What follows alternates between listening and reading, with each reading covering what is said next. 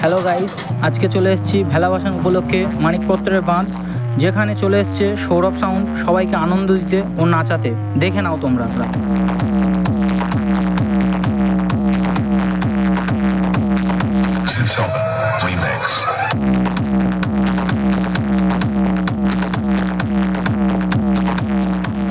দেখে নিন বন্ধুরা, সৌরভ সাউন্ড এখানে কি কি মেশিন সেটআপ নিয়ে চলে এসেছে।